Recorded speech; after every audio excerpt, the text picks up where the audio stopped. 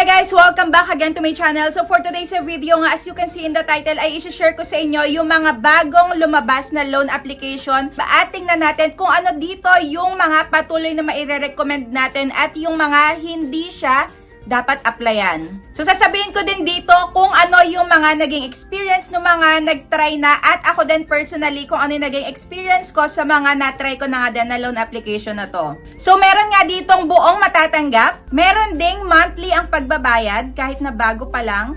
Wala dito yung tala, yung one hand, yung bill is S-Loan Maya. So ito yung mga bagong labas nga lang at baka meron nga kayo ditong mapusuan at baka makatulong din sa inyo kung kayo ay nangangailangan ng cash. Pero bago nga pala tayo magpatuloy, share ko lang sa inyo itong super cutie na t-shirt ko and meron na to sa may Shopee. Super mura lang. So, ayan. Diba? So, have a good day. Napakaganda.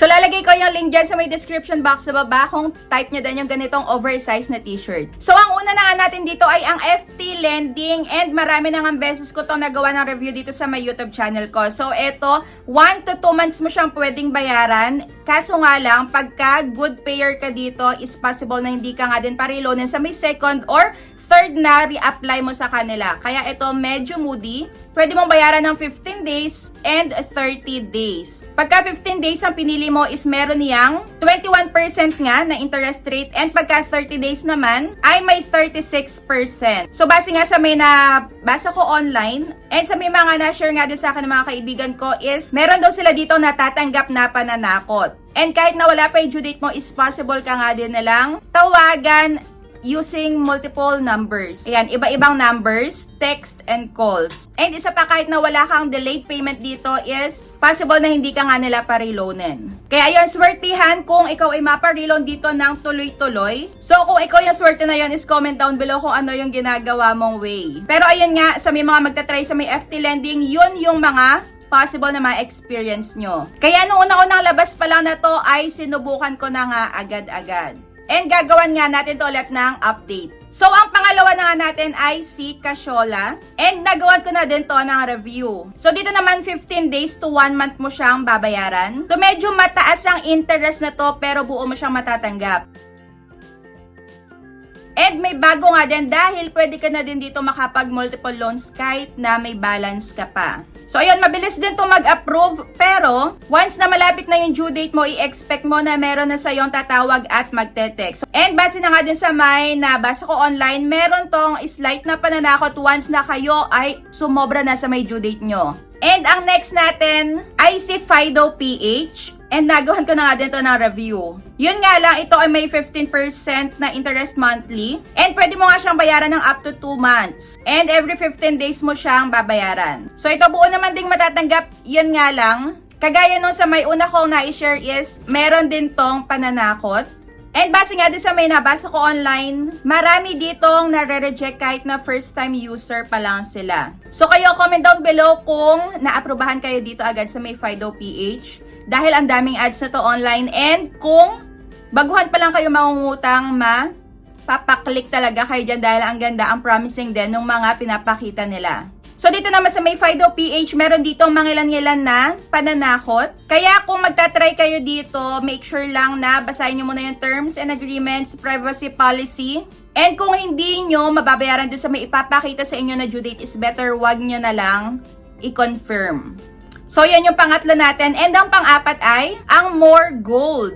So, itong si More Gold na, gawan ko na din to ng review. And ito ay isa din sa mga, marami kong nababasang comments sa mga previous uploads ko nga din. Na isa itong si More Gold, na may malaki talagang interest. So, 30% interest rate. Ewan ko ngayon kung nagbago na, pero yun yung huling tingin ko sa kanya. And ito, 10 days to pay lang talaga. So, in short, ito ay mayroon ding pananakot. Pero nung nag-apply nga ako, is kaunti lang naman yung mga hinihingi dito. So, yun, mabilis lang din ang process. Yun nga lang, i-make sure nyo na kaya nyong bayaran sa may due date na ipapakita sa inyo. And kung swak sa inyo yung makakaltas. Dahil up to now nga is madami pa din ako nakikita ang ads na to. So, ito, hindi ko siya masyadong recommended. Siguro ito yung pinaka-last ko. So, ang next na nga ay ang Tech Cash. And nagawan ko na din to ng review dito. And ang laki ng interest na to. So, meron tong 34% na interest and 7 to 15 days to pay. Yun nga lang pagka na-approve ka ng 6,000 is, ang ibabalik mo 8,600. So, ganon yung pinaka matatanggap nyo. So, dito sa may Techcash, meron ding pananakot once na kayo ay sumobra ng due date. Halos lahat naman talaga ng mga bagong labas na loan app is meron at meron kayong matatanggap base sa way nyo nga ng pagbabayad. Pagka sumobra kayo ng due date, ayun, expect nyo na marami na sa inyong tatawag at magte-text. So, next na nga ay ang Madali Loan. So, ito, ewan ko, pero nawawala siya sa my Play Store. Yung iba, may nagko-comment dito sa my video ko na nawawala nga daw, pero iba naman is okay.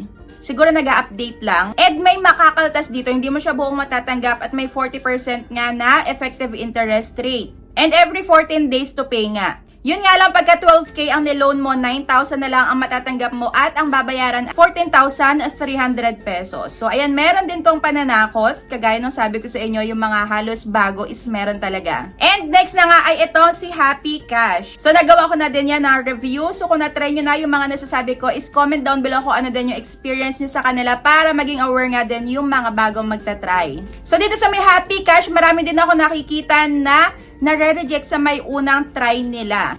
So, ako din, noong unang try ko dito is na-reject din ako and same din nga pala ako na-experience sa iba.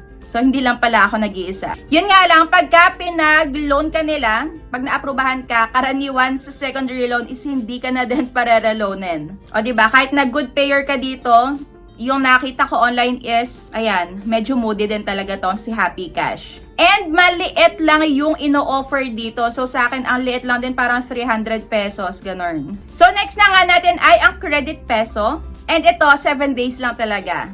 So, ayan, naloka din ako dito dahil akala ko matagal yung bayaran pero 7 days lang. And may 40% na kaltas, hindi siya buong matatanggap. So, dito, meron ding pananakot, nakakalungkot, di ba, yung mga ganitong way ng paniningil nila is bakit may kasama pang pananakot. And nakakaloka din dito dahil nagsisend din to ng picture sa may Viber dahil kinukuha nga din yung Viber dito. So, yan, mataas ang service fee at interest. So, ang next na nga ay ang Credit Cash at ito ay isa din sa mga nababasa ko na puro comments sa mga previous uploads ko. So, dito hindi mo buong matatanggap. So, ayan, malaki din ang interest na to at dahil base nga din sa may nabasa ko online, yes, kahit na 3 days pa lang daw yung due date mo is marami ka nang matatanggap nga dito na text and calls. So, dito, maliitan lang din. So, pagka 300 pesos ang sinabing ipapalon sa inyo, 222 lang matatanggap nyo. And 371 yung babayaran nyo. So, ganun. And last na nga ay dagdag ko itong si Mr. Cash na recent lang ay grabe. Meron ako ditong mga natanggap na kung ano-anong text message and hindi ko inaasahan yon dahil nga na overdue ako dito and dati super recommended ko din to kahit na malaki makakaltas. Pero ngayon is medyo hindi na din gano. So hindi ko na to ganong nire-recommend. Maganda siya pagka hindi ka nagpalagpas sa due date pero meron ka dito matatanggap na iba't ibang text messages nga, calls and texts galing sa may iba't ibang numbers. So, okay naman din sana ito si Mr. Cash dahil 45 days mo siyang pwedeng bayaran. Yun nga lang, hindi mo siya buong matatanggap. So, ayun, medyo tawag ng tawag at medyo makulit nga din tong si Mr. Cash. So, yan yung top 10 natin and yun yung mga bagong labas. Kung meron pa akong hindi nabanggit dyan dahil marami pa nga, comment down below para makatulong nga din tayo sa mga naghahanap ng mauutangan. At makikita nyo naman din sa mga sinabi ko. So, narinig nyo kung alin doon yung mga talagang maaasahan na ola at yung hindi din may i-recommend. So, yan, nasa sa inyo yung decision kung ano yung mga ipagpapatuloy nyo dyan or hindi. Basta ako, share ko lang din yung experience ko and kung ano nga din yung experience ng ibang mga nakapag-try na. So, ayun lang, comment down below kung ano gusto nyo pang i-share ko dito sa inyo para mai-upload ko nga sa susunod. So, ayun lang, thank you for watching and see you on my next vlog. Bye!